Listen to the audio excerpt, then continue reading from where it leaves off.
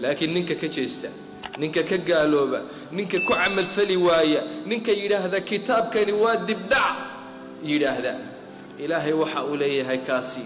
dhabarkaan ka jabinaynaa waan hoojinaynaa wuxuu ku noolaalin nolol qaraar oo fool xun ayuu adduunka iyo aakhiraba ku noolaan ilaahay waxa uu yiri waman a'rada an dhikri fa inna lahu ma'ishatan danka wa nahshuruhu yawma alqiyamati a'ma ilaahay waxa uu leeyahay ninka ka jeesta an dhikri kitaabkayga ninka ka jeesta waanadayda ninka ka jeesta quraanka ka jeesta xaqan ka jeesta hanuunka ka jeesta ilaahay waxa uu leeyahay fa inna lahu ka waxa usugnaatay adduunka ma'ishatan nolol dankan oo qaraar ayaa sugan nolol qaraar cidhiidhi buu ku nool yahay qalaq buu ku nool yahay waswas baa dilay wuxuu u dhow yahay inuu istoogto oo istilo ayuu u dhow yahay wanahshuruhu waxaan soo xashirinaynaa maalinka qiyaamahana acma isaga oo indhala khalaa'iqdii baa la horkeeni nabi maxamed baa la horkeeni anbiyaadii ilaahay baa la horkeeni waxa la horkeeni dadkii wanaagsanaa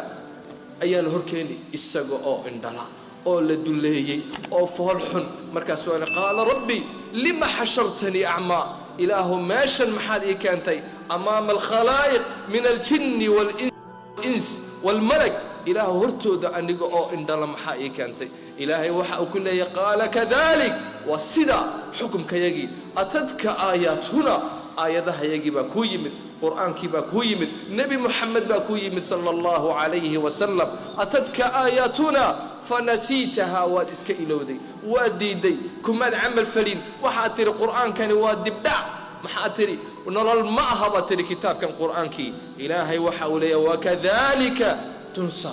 sidaas naarta inta lagu tuuro adigana lagu iloobi ninka kitaabkan quraanka ka jeesta ninka ku amal fali waaya ilaahay waxa uu ku salidaa shaytaan ayuu ku salidaa xumaan oo dhan buu u jilciyaa xumaan oo dhan buu tusiyaa nolol xun oo dhan ayuu qofkaasi ku jira waswaas iyo qalaq ayaa dila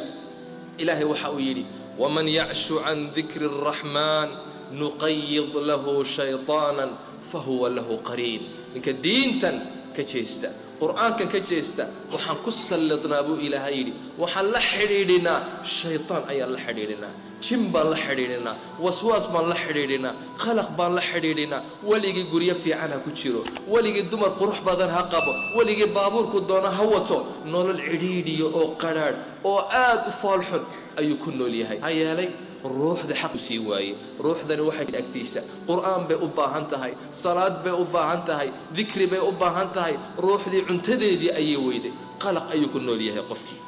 kitaabkan quraankii waa shifa waa caafimaad ilaahay wuxuu ku tilmaamay shifa dawo ilaahay ma oran dawada waxa loo qaataa in caafimaad lagu gaaro ilaahay waxa uu leeyahay maya isagu dawo ma aha waa caafimaad ba kitaabkan quraanki ilaahay waxa uu yiri qul huwa lil ladina aamanu hudan wa shifaa hanuun iyo caafimaad buu yahay buu ilaahay yiri kitaabkan quraanki kitaabkan maanta ay yiraahdeen kuwii aqli gaabka ahaa kuwii maanka yaraa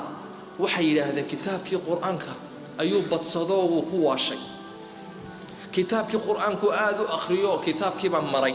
kitaabkii baabuur baa kitaabkii baa maray uu waashay maxay kitaabkii buu badsaday ayuu leeyahay quraanku ma mid lagu waasha quraanku ma mid lagu waasha ilaahay baa nabigiisa ku yiri taaha ma anzalna alayka alqur'ana litashqa rasuulkii hayo qur'aan inaad ku waalatid inaad xumaan ku xumaatid kuma soo dajin waa izzi waa sharaf وكرامه ووناك وعافمات إلهي لي سبحانه وتعالى قرآن كني وحكا عافنيا شهواتك هي شبهاتك هي أمراض البدنية هي أمراض النفسية انت بكتابك قرآن كي وكا عافنيا إمامك العلامة ابن القيم رحمه الله أيا وحا يري ما من داء إلا وفي القرآن شفاؤه علمه من علمه وجهله من جهل كتابك قرآن كأ waxa uu yiri cudur ma jiro illa dawadiisu way ku jirtaa hal garto ama yaa la garin way ku jirtaa idan ikhwani fillah qofka inoogu aqliga badan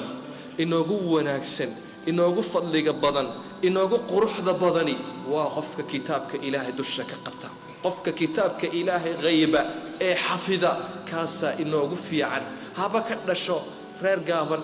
لان قابا هابا النقضو هابيان لقرنين قميسكيسو هابا عولناضو مرديسو هابا عولناتو قري يردو تشينقذا هابا كسو توسو كاسا إلهي أكتيسا إنه غفي عن كاسا إنه غفض بدن كاسا ملائكتو أي لسعتا نبي وحا يري صلى الله عليه وسلم خيركم من تعلم القرآن وعلمه رواه البخاري وحا إنه خير بدن بولي النبي صلى الله عليه وسلم من تعلم القرآن نكا قرآن كبرتا أحكامتي سيبو برتي حفظي سيبو حفظي معنيه سيبو برتي تجويدك سيبو برتي وعلمه دتكو برايا مركا مساجدكو كبرايا قريه كبرايا ميل والبا أيو أمد الدين تي إسلام كي أيو قرآن كي أيو دين دتك قاسينيا كاسا أهلك إلهيا